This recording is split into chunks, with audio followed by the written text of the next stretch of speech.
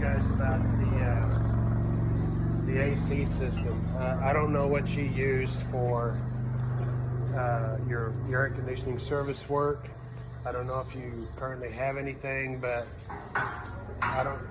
we use a Robinair, and the reason why we use one is that we can evacuate the refrigerant from the system and keep it, and we won't lose anything, and it saves the customer money, and we don't hurt the atmosphere.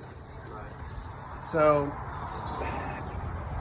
I don't encourage, if you're going to sell a TYM tractor with a cab, you're going to have to prepare yourself for AC work. Eventually, it's going to come knocking on your door. So to save money, you could start off, and I don't care if you break a line or you're going to change the compressor out, pull a vacuum on it for about an hour and a half, or even overnight while it's under vacuum. And if you still got 30 inches of mercury on your gauge, then it's probably not going to leak. But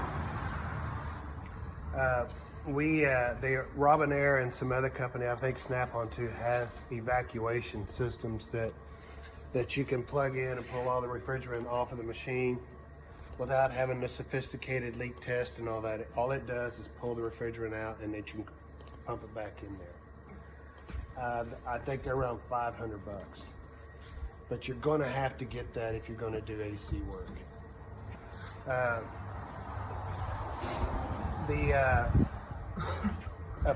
The only time you would want to flush something on this is the lines in case the compressor cratered, but you're not going to flush the condenser on the front. If you look at your condensers, you got a little plastic plug here, and your desiccant is inside the condenser. Now, I don't know, I haven't looked into it if TYM offers that a separate part number or not. But this is a parallel, not a series type condenser. You can't flush it. You won't get all the material out of it. So, but you do have the beads here. It's like an automotive type condenser.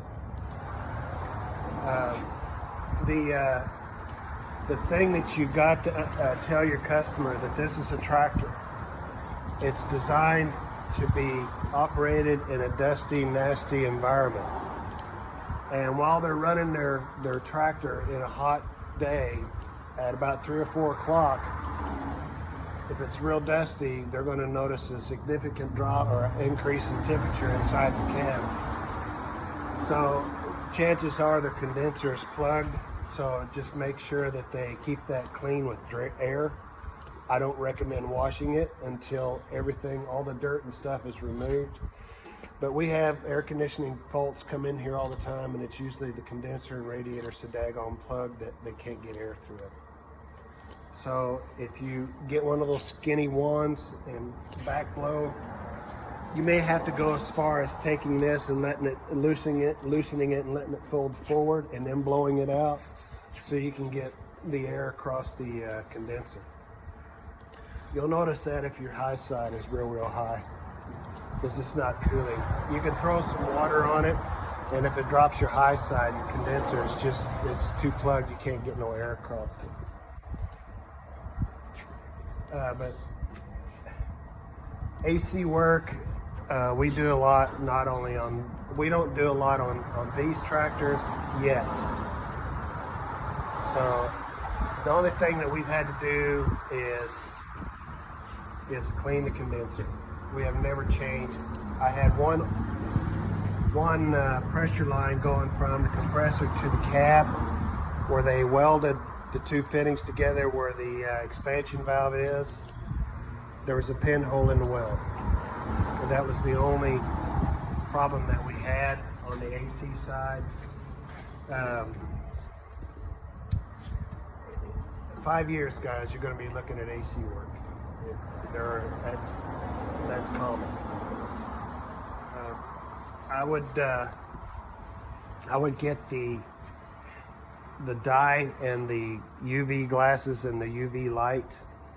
You don't have to buy the high dollar 12-volt system like we have. You can get a black light, battery operated, and hunting goggles anywhere. and do a check.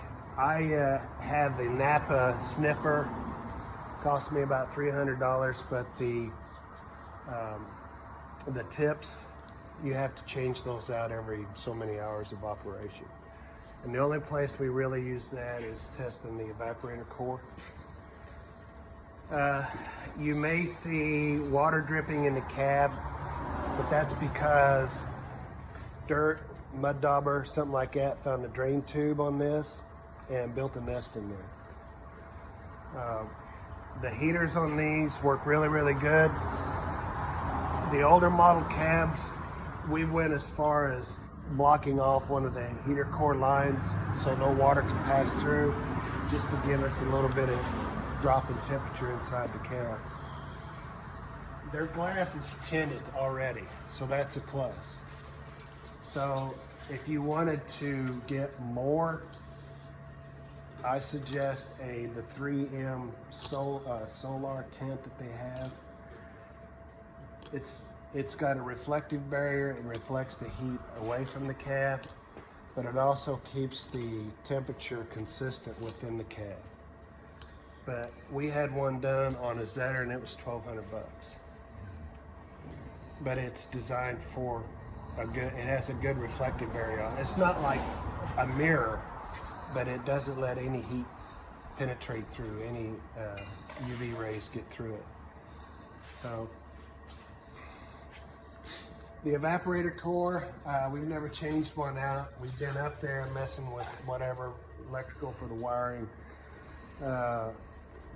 We just we haven't had a lot of trouble with that area. I'm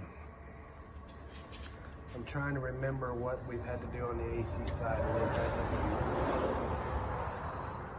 much. Going towards the diesel particle filter, we haven't cleaned one of those because there's not enough hours on units out there that's needed.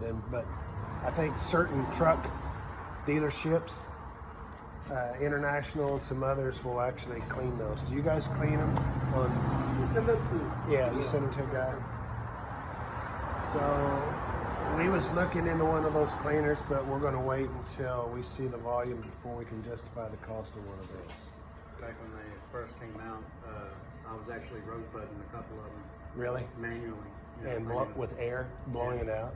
Yeah, taking it, heating it up with the white tip.